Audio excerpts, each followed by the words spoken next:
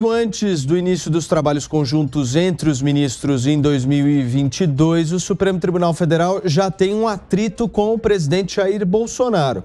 O chefe do executivo encaminhou uma carta no qual afirma ter o direito à ausência ao não comparecer à sede da Polícia Federal para prestar esclarecimentos sobre o vazamento de dados sigilosos.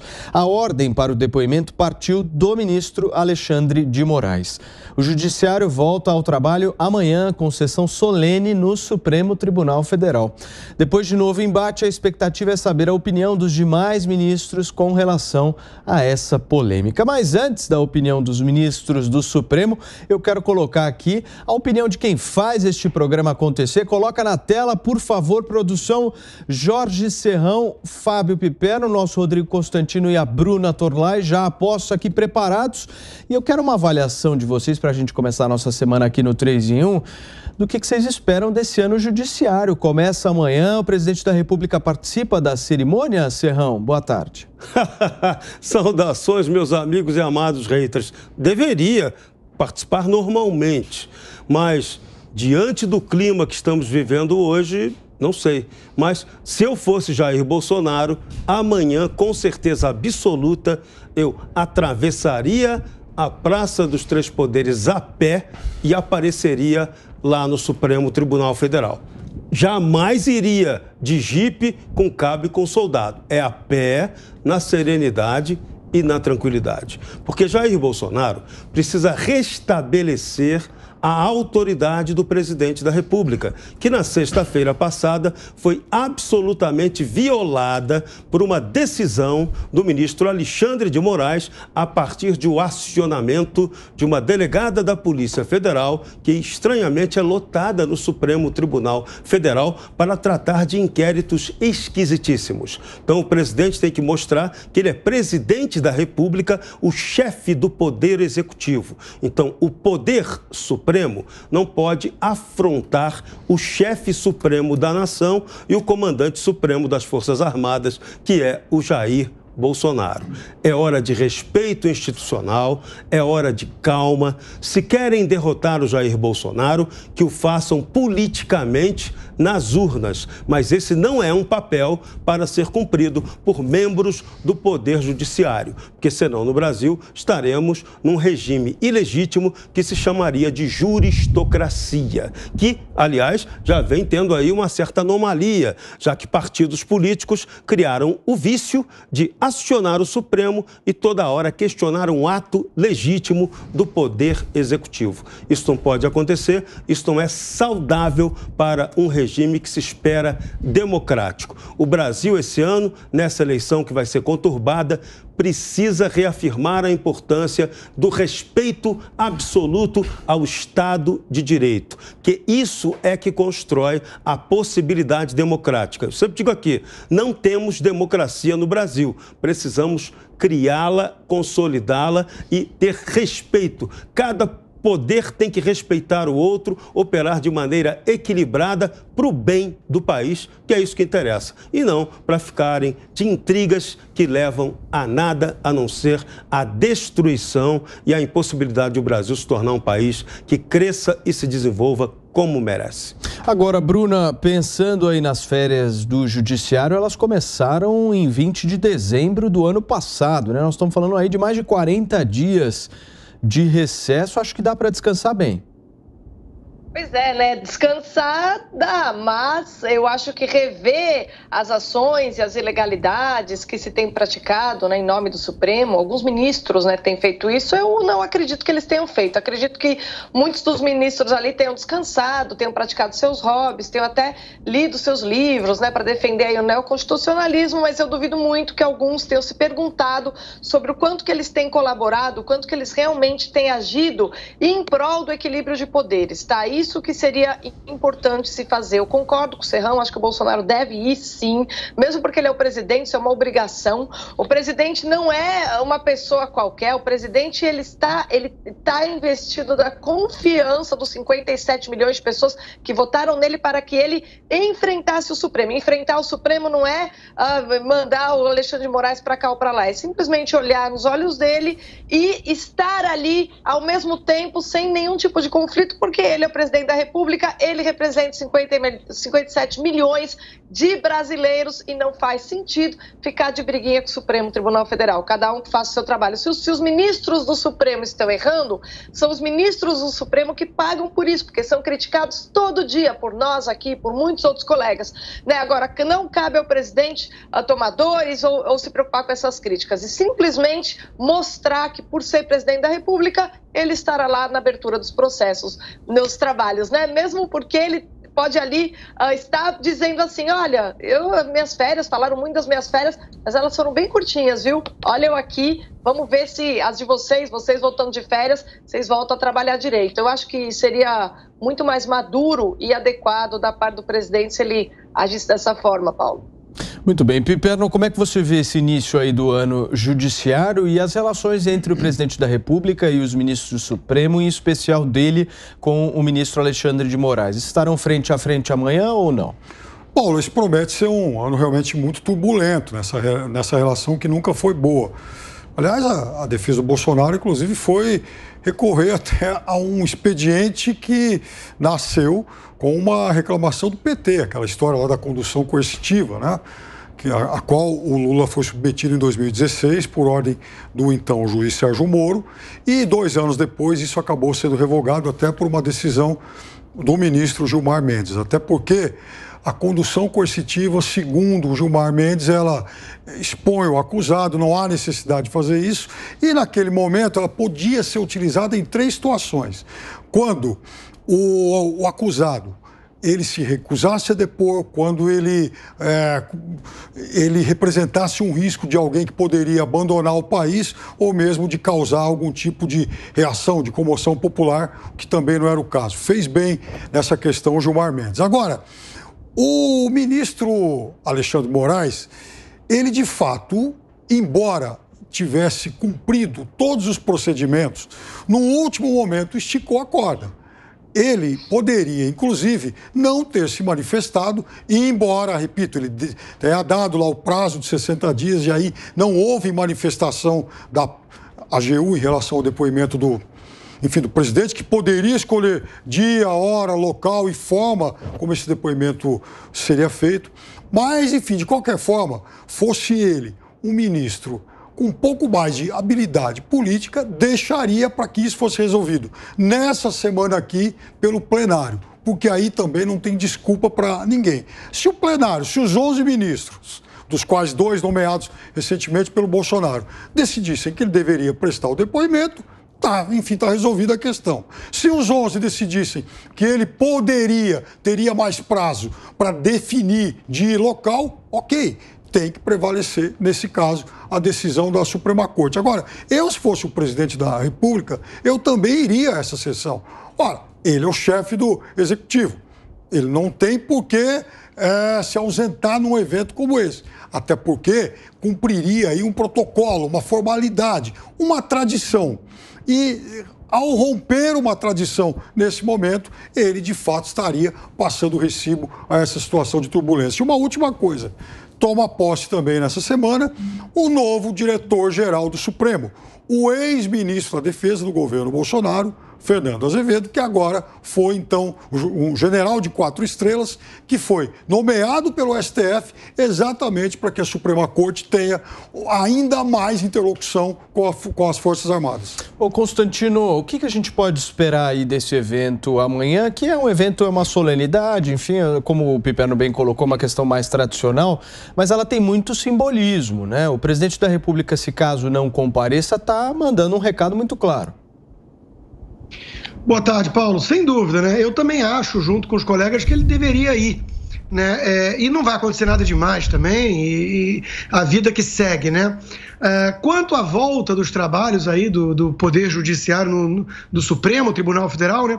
Você mencionou 40 dias, né, de férias, como se fosse muito. Eu vou ser sincero aqui, Paulo, eu acho que se derem 365 dias de férias para esses ministros, com muita lagosta e vinho, que seja, eu acho que o Brasil vai ter mais estabilidade política e jurídica, né? Então, eu estou na dúvida se 40 dias foi muito. Me parece que agora volta a ter mais instabilidade no país, né? Porque, infelizmente, alguns desses ministros que agem de maneira monocrática estão agindo muito mais como partido de oposição do que qualquer coisa. Veja que esse caso todo da polêmica, né, da intimação do presidente, da resposta que foi dada e com base realmente, como o Piperno lembra, no caso do Lula, né, e da decisão do Gilmar Mendes, é curioso até para a gente lembrar aqui do duplo padrão. Exatamente disso. O Temer também pôde prestar esclarecimentos por escrito e com o Bolsonaro querem tudo sempre diferente. Ele é o pária que precisa ser enquadrado, porque senão ele é uma ameaça à democracia. Quando já se parte dessa premissa, vão marretando tudo para encaixar nessa narrativa.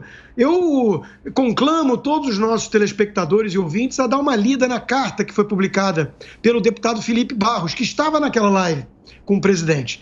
Naquela carta que ele divulgou hoje, fica muito claro ali, item por item, que não era sigiloso aquilo que foi divulgado e que estão tentando justamente ofuscar ou abafar a discussão sobre o que é essencial nesse caso e que eles trouxeram a público porque ele, como presidente de uma CPI, pediu em nome do Congresso e teve acesso a esse material, da investigação da Polícia Federal. Então estão, como eu já tinha dito aqui na semana passada, estão invertendo tudo. Estão tentando atirar no mensageiro para não ter que lidar com a mensagem. Veja que hoje o Barroso está todo feliz com o resultado na eleição em Portugal. Não só porque ganhou o socialista, mas porque ele diz que não houve ninguém questionando e reclamando, como se fosse algum pecado questionar o processo e tudo, mas ele só deixou de mencionar que em Portugal é cédula de papel.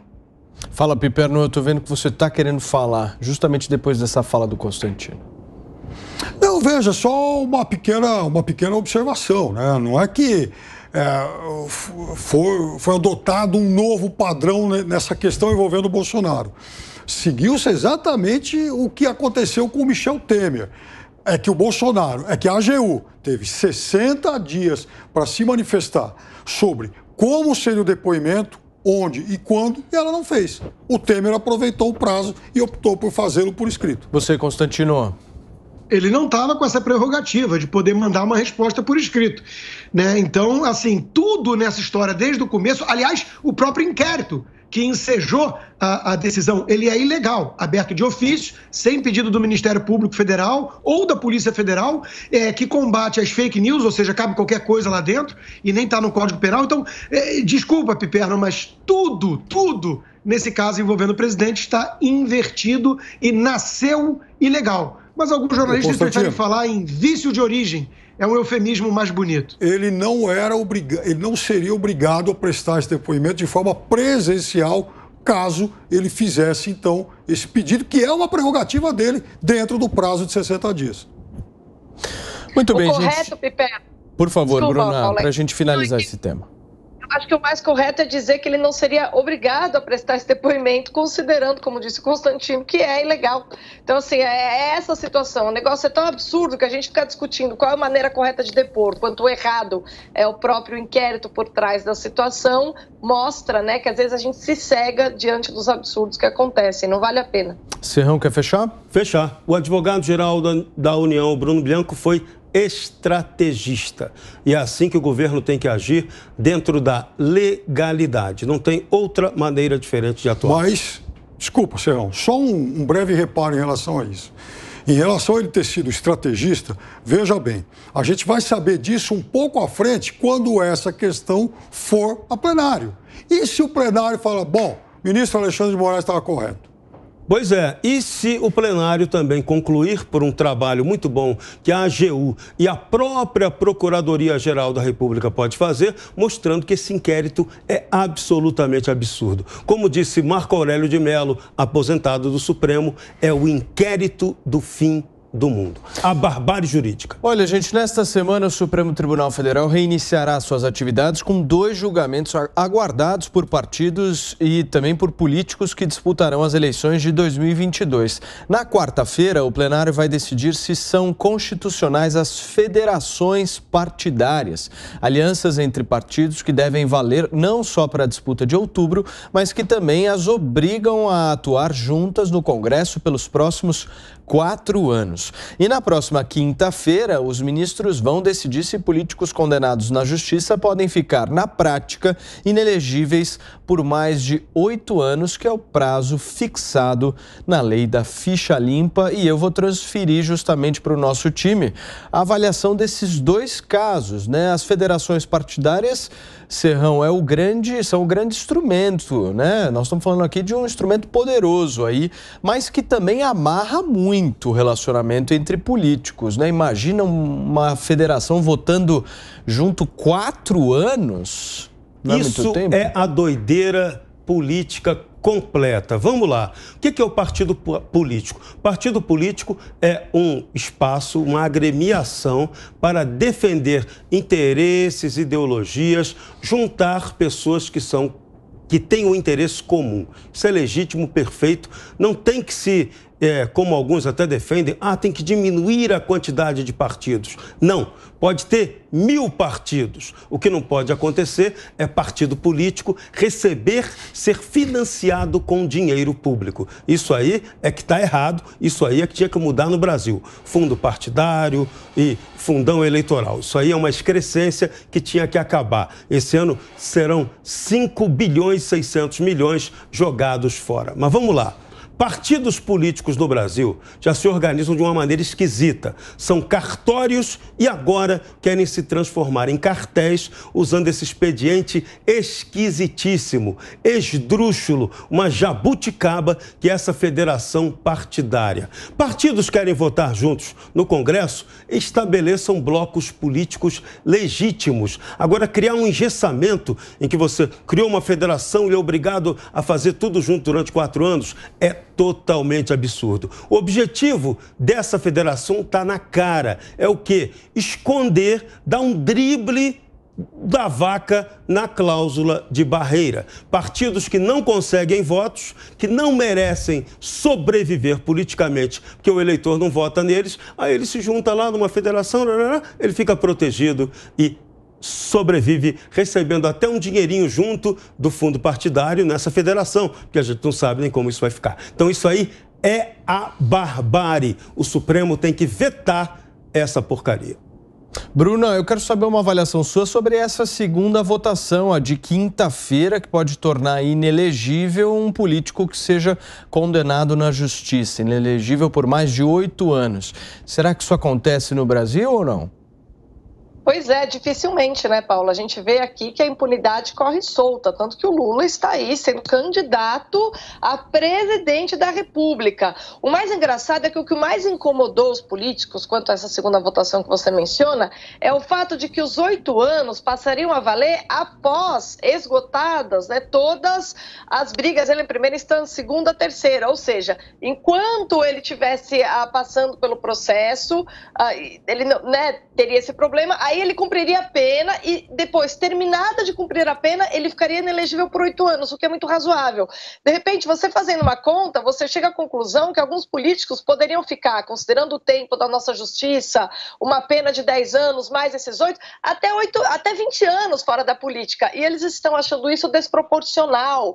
E eu deixo aqui a pergunta, será que desproporcional não é uma pessoa entrar para a vida política para fazer corrupção, para roubar o povo, para acabar com a representatividade, com a possibilidade de a gente ter um jogo político, um embate duro que seja, mas não bandidagem, né? Não faroeste, política mesmo, tudo bem, acordos, brigas, mas as pessoas entram, muitas pessoas entram simplesmente para fazer a vida privada, para resolver, para comprar barco, para comprar iate, para ter patrimônio, né? Por meio de desvio, de corrupção, e depois ainda acha desproporcional ficar tanto tempo assim afastado da vida política. Eles dizem, inclusive, Paulo, que é você como é que chama? Violar o direito do indivíduo de participar da vida política. E eu pergunto para todos eles que acham um absurdo, né? Ficar tanto tempo afastados após terem sido criminosos na política. Não é violar a vida política de cada um dos eleitores do Brasil, a transformar a política em cleptocracia, em canalice, em crime organizado? Pelo amor de Deus, né? Vamos ver aí o que é que o Supremo diz. Mas o que eu sei, Paulo, e o que eu estou prestando atenção são os tipos de reclamações que muitos partidos têm feito diante dessa votação.